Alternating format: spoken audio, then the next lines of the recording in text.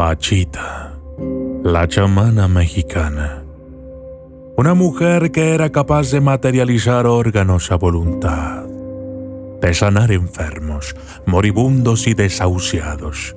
Todo esto mediante técnicas místicas, en una mezcla de tradiciones mexicanas y africanas, mediante las cuales Pachita podía contactar con entidades espirituales. Tal era su grado de conectividad sobrenatural que llegó a ser poseída por el espíritu de Cuauhtémoc, el gobernante de los aztecas. Este le explicó que estaba enojado porque su imagen había sido manchada por los conquistadores, retratando a los aztecas como seres sanguinarios que asesinaban a sus víctimas ofreciendo sus corazones al dios del sol. Cuando en realidad sucedía todo lo contrario. Y es que, al igual que Pachita, los aztecas conocían la forma de alzar sus manos y materializar corazones u otros órganos, para luego introducirlos en cuerpos humanos y curarlos de manera sorprendente. Esta información me la han compartido algunos informantes que he logrado localizar y aún faltan más.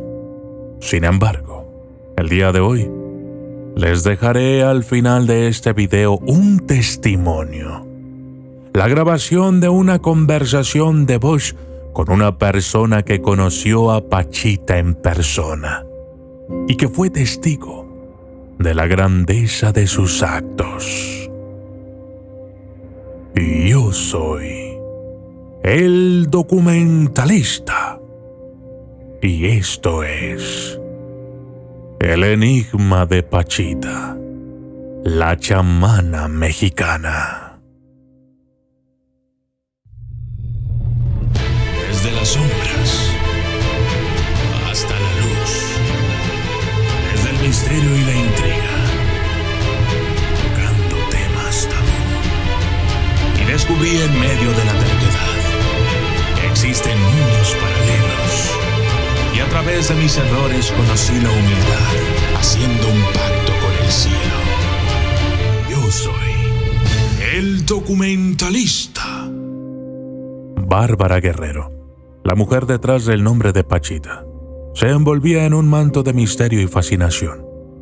Esta poderosa chamana mexicana, nacida en 1900 en un apartado rincón de Chihuahua, forjó una reputación de prodigiosa curandera capaz de obrar milagros en la salud de los necesitados.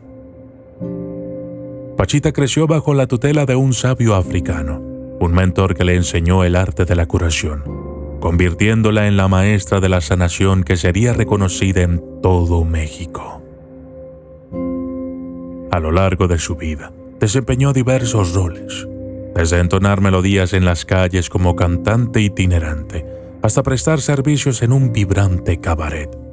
Pero sin duda, su fama se cimentó en su papel de chamana, ejerciendo su arte en su hogar, en donde, equipada con un simple cuchillo de monte, manifestaba las artes curativas transmitidas por los espíritus. Pachita sostenía que era el receptáculo del espíritu de Cuauhtémoc, el último monarca de la gloriosa Tenochtitlán. Para ella, Cuauhtémoc no era un invasor en su cuerpo, sino un hermanito que compartía su existencia. Cada viernes, Pachita transformaba la Casa de las Brujas, un edificio emblemático en la colonia Roma de la Ciudad de México, en su sala de operaciones. Aquellos que acudían en busca de sus habilidades traían consigo lo necesario para el procedimiento: una sábana blanca, 1 litro de alcohol, un paquete de algodón y 6 rollos de vendas. La atmósfera se impregnaba de una mezcla de anticipación y reverencia, mientras Pachita, guiada por las antiguas artes curativas, iniciaba sus milagrosas intervenciones. Durante las operaciones, Pachita abría el cuerpo de sus pacientes y, según los relatos, extraía los órganos enfermos y los sustituía con órganos nuevos y completamente sanos. Su capacidad para sanar a los enfermos iba más allá de cualquier conocimiento médico convencional. Con un poder que parecía casi divino, Pachita tenía la capacidad de generar vida donde antes había enfermedad y decadencia. En cada uno de sus rituales, se decía que tenía la capacidad de invocar la existencia misma. Mientras los pacientes yacían en su modesto lecho, Pachita levantaba la mano en un gesto casi celestial. Y entonces, ante los ojos asombrados de los presentes, comenzaba a ocurrir lo impensable. De la nada, un nuevo órgano, pulsante y lleno de vida, comenzaba a materializarse entre sus manos. Estos órganos eran de origen místico, tejidos por los hilos invisibles de lo sobrenatural. Ella, como una tejedora de la vida misma, los creaba con su propia voluntad y su poder.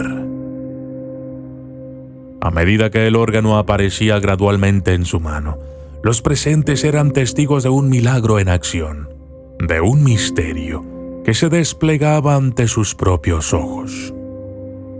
A través de sus actos, Pachita desafiaba la realidad y demostraba que, en sus manos, lo imposible se convertía en posible. Una vez finalizado el procedimiento, los pacientes solo debían reposar durante unos días para recuperarse completamente. El fenómeno. En la década de 1970, Pachita se transformó en un fenómeno que trascendió las fronteras de lo cotidiano en México. Su nombre resonaba en los rincones más insospechados, capturando la imaginación de un diverso espectro de personas, desde místicos ávidos hasta expertos en el estudio de lo desconocido.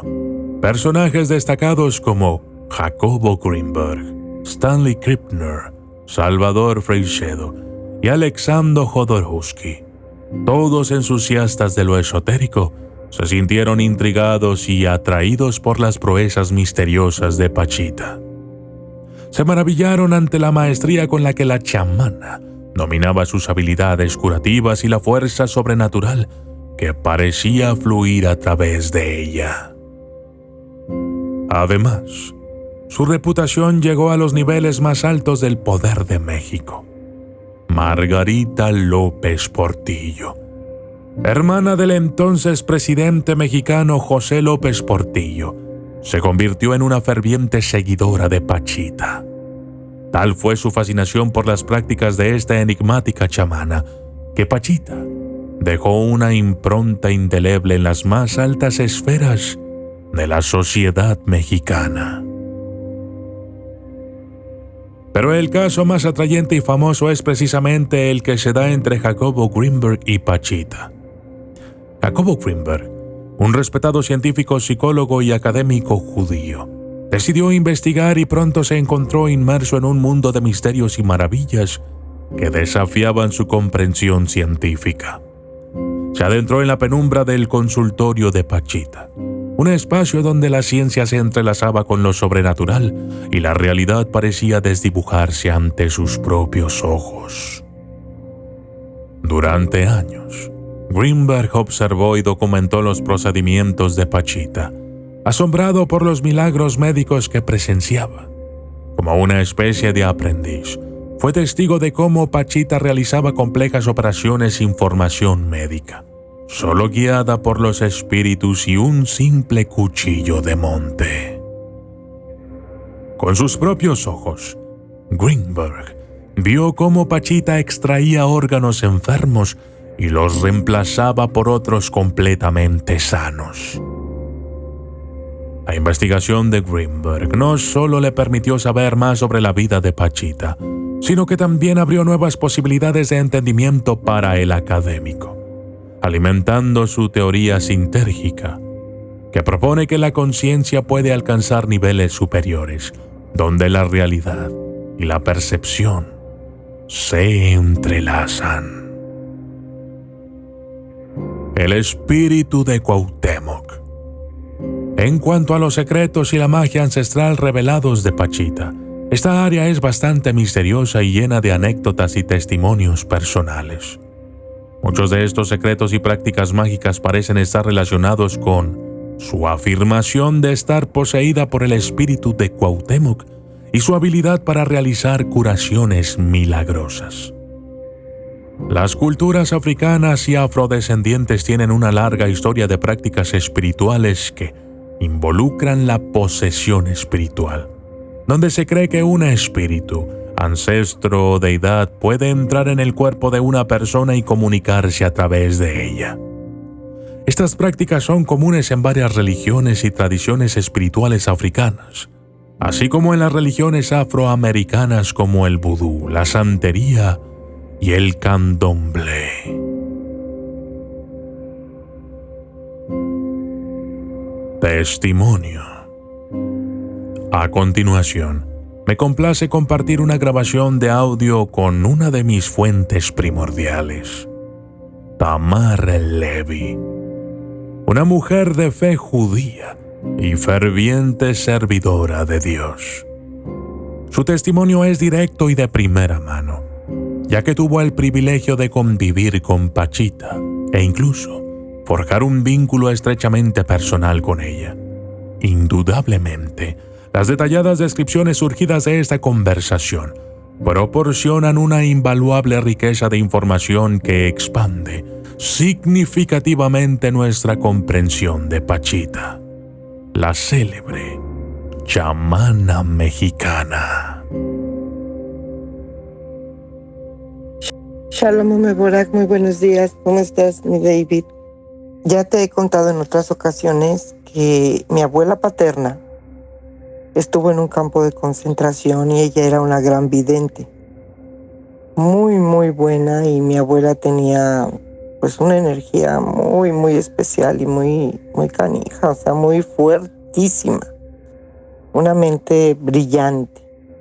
En aquellos entonces y la colonia Roma en la Ciudad de México siempre ha sido como legendaria porque muchas personas, el Brujo Mayor, Pachita, mi abuela, que también era muy conocida, pero a otros niveles, vivían ahí en la Roma.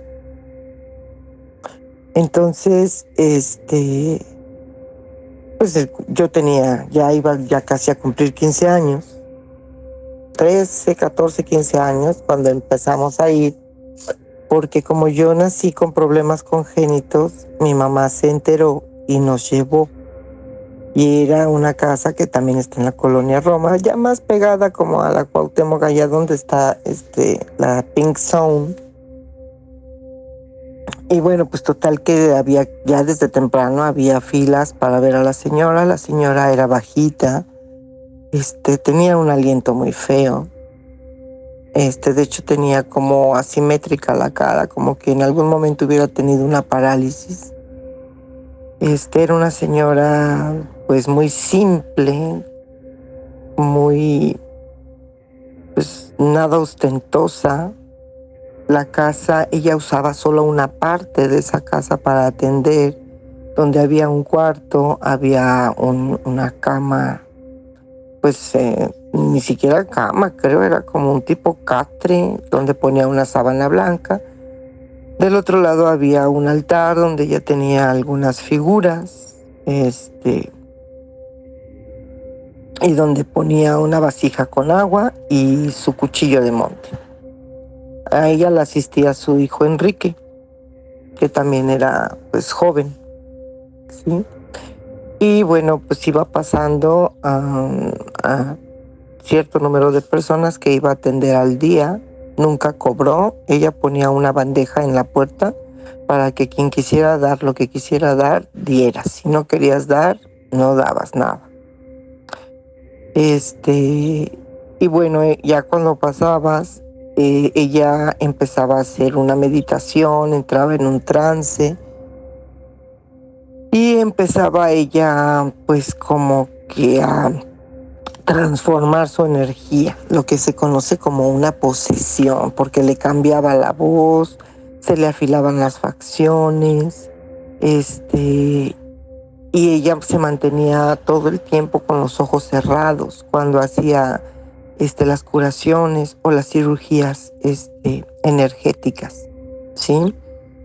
Ella decía que el hermanito Cuauhtémoc, que era el ente que pues se metía en ella y que le daba la sabiduría, era el Cuauhtémoc azteca, y que lo habíamos calumniado miserablemente porque en las pinturas rupestres o en las pinturas que se han hecho de lo que se ha encontrado, donde hay a un hombre haciendo sacrificios, ¿no?, en lo alto de una pirámide con un cuchillo de monte, que en realidad no era un sacrificio, sino cirugías energéticas.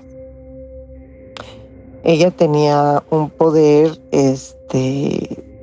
mental y de verdad un manejo de la materia, porque ella aparecía órganos, los trasplantaba, quitaba, modificaba, hacía, deshacía y cerraba. Nunca usó suturas. Ella cerraba la energía, o sea, las heridas con sus manos. Había mucho calor cuando ella hacía eso. Y bueno, Jacobo Greenberg, como era muy sonado en aquellos entonces, también en la colonia Roma había una sinagoga, en aquellos momentos ubicada en la calle de Monterrey, también colonia Roma Sur, porque en esos momentos había mucho judío en esa colonia. Ya después se puso media gacha y pues ya se fueron emigrando a Polanco, luego Interlomas y shalala. Jacobo Greenberg empezaba a hacer sus estudios, era medio hipioso, y cuando se entera de Pachita, pues empieza a ir a verla como todos por curiosidad, y entonces empieza a descubrir y ve con sus propios ojos que la señora pues no era ninguna charlatana, que era una persona que realmente era un canal, y que fuera quien fuera que la poseía, el llamado hermanito Cuauhtémoc, pues realmente sí podía hacer cosas espectaculares. Jodorowsky, cualquier cantidad de personas que iban y la calaban. De hecho, José López Portillo la llevaba a Los Pinos. A mi abuela igual, porque la esposa de Carmen Romano era muy, muy, muy creyente de todo eso. Tú sabes que todos los políticos, todos tienen un guía espiritual y alguien que les trabaja y alguien que les limpia, y todo mundo, todos, nadie se queda fuera, ¿sí? Entonces la llevaban a Los Pinos y les trabajaba y la regresaban, y curiosamente tampoco le daban nada. No, bien canijos. Pero esa señora, pues, en alguna ocasión tuve yo oportunidad de platicar con ella, y yo le decía que pues estaba yo muy impresionada con lo que hacía. Y su respuesta fue: no te impresiones. Dice, porque tú estás aquí ahorita conmigo porque tienes mucho de lo que yo tengo. Pero como yo crecí muy conflictuada con mi abuela, porque pues tenía mala relación con mi madre, y mi mamá siempre nos decía que era una bruja y que era una hija y que no le hiciéramos caso y que era una mala persona y shalala, pues a mí todo eso sí me conflictuó, ¿sabes? Porque pues no sé, yo pensé que todo eso era muy malo, lo que me enseñaban que era del diablo, y pues sí, le tenía yo cierto miedo. Sí, ella tenía unas manos muy ásperas, porque en algún momento me sobó la cara y tenía unas manos muy ásperas. También tenía como una nube en un ojo, o sea que no veía muy bien. Y cuando no estaba en trance tenía una voz pues como de abuelita, bien, o sea, tranquila. Cuando entraba en sus trances era cuando ya hablaba como hombre. Me dio la oportunidad de estar en 2 cirugías, porque yo le decía que yo quería ser enfermera, que me gustaba la medicina, que yo quería ayudar a los enfermos, Y es real, desde que yo tengo memoria, ese ha sido uno de mis principales objetivos en la vida, ¿no? Entonces, bueno, pues me dio la oportunidad porque no a cualquiera dejaba. De hecho, Greenberg y Jodorowsky y varios que iban se tenían que disfrazar y tenían que hacer fila porque ella no quería que nadie estuviera ahí presente. Entonces tuve el honor de conocer a Pachita. Luego ya pues a Jacobo lo veíamos por fuera. Incluso varias veces nos echamos un cafecín porque Pachita muere por ahí como por el 84, si no mal recuerdo. Y bueno, pues Greenberg ya se desapareció un poquito más tarde. Sí tenían sus papás billetes, sí tenían, pero pues él era medio rebeldón, él tenía como que otras cosas ya en la mente y pues los judíos muy ortodoxos no lo veían del todo bien. Entonces él primero empezó en una casa en Coyoacán, donde pues ahí estaba todo lo místico, ¿no? Todos los hipiosos y que pensaban diferente nos reuníamos ahí. Y luego pues ya apareció Teresa, la supuesta esposa, y sí hizo muchos avances. Y toda esa situación de la sinergia sale a raíz de que se empieza a estudiar a los chamanes. No todos tenían el potencial de Pachita, también estudió a otros veracruzanos y a otros de Sonora, a Doña Petra, que esa señora también está muy cañona. Y entonces empieza a entender que pues la materia siempre se concentra aquí, ¿no? Y empieza a develar cosas que obviamente a los grupos religiosos y a la gente que de verdad mueve el poder, a la gente que de verdad tiene los hilos de las marionetas, pues no le convenía. Entonces, pues se lo llevan y lo tienen allá hasta que después pues ya muere. Hemos llegado al desenlace de este fascinante documental. Sin embargo, esto solo ha sido un atisbo a la vida de una extraordinaria mujer, dotada de dones y habilidades que desafiaban los límites de lo que percibimos como realidad. Pachita, la chamana mexicana. Un personaje que trasciende lo cotidiano y nos desvela un mundo donde lo sobrenatural se fusiona con lo tangible. Yo soy el documentalista y esto fue El enigma de Pachita, la chamana mexicana.